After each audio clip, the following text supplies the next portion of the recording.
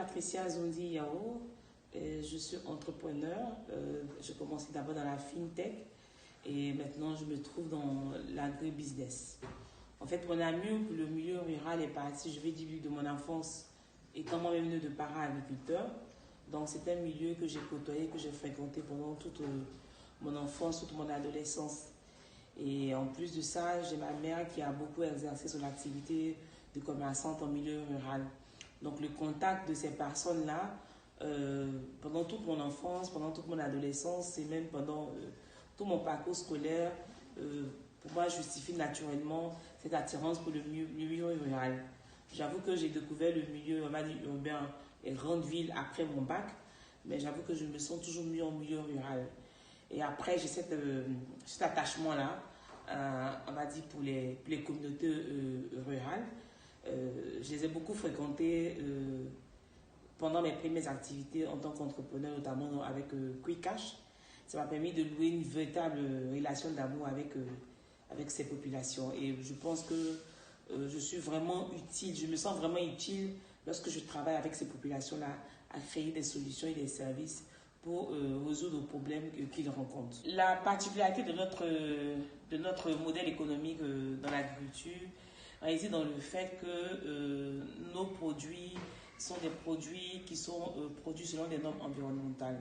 Donc nous incluons le volet environnemental, le volet santé, voilà, mettons à la disposition des consommateurs des produits sains et respectueux de l'environnement. Et également dans le modèle inclusif, parce que c'est des petits producteurs, notamment des femmes, que nous encadrons, que nous accompagnons depuis l'accès aux intrants, aux facteurs de production, notamment la terre, les intrants, à la logistique jusqu'à la commercialisation. Donc c'est un peu ce qui fait notre spécificité. Donc nous sommes dans un modèle, on va dire, inclusif et dans un modèle, on va dire, zéro différenciation et qui vise à mettre sur le marché des produits sains, respectueux de l'environnement pour les consommateurs. Notre modèle est vraiment basé sur les femmes en milieu rural. Donc elles sont le cœur, elles sont le centre de notre projet. Et pour nous, cette autonomisation-là vise à leur procurer des revenus de façon stable. Donc, comme je le disais tantôt, en partant d'abord depuis l'accès aux facteurs de production. Comme on le dit, on n'a que 18% de femmes en Côte d'Ivoire qui ont accès de façon durable à la terre. Donc nous travaillons à mettre en place des systèmes de production partant de l'accès à la terre dans certains cas, de l'accès à les facteurs de production. Et bien sûr, comme il y a un rachat, en fait, il y a un accès au marché qui est au bout de la chaîne. Cela permet à ces femmes-là de pouvoir avoir des revenus. Mais il faut reconnaître qu'il y a encore beaucoup à faire.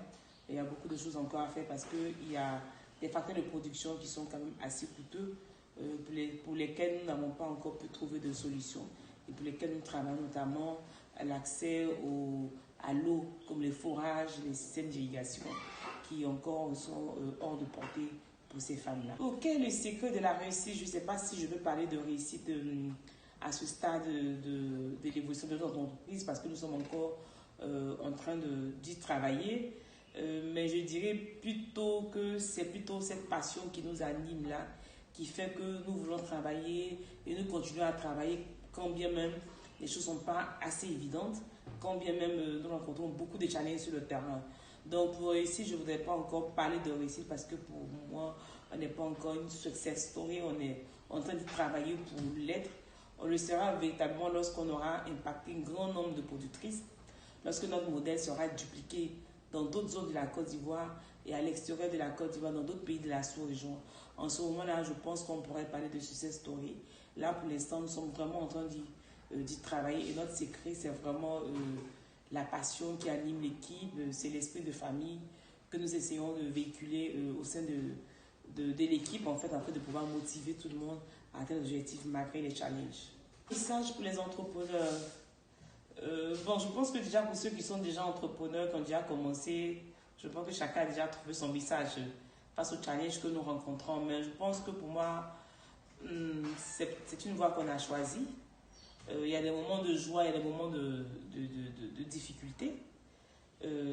Notre espoir, c'est de voir notre environnement d'affaires s'améliorer pour que nous puissions véritablement déployer tout le potentiel qui est en nous.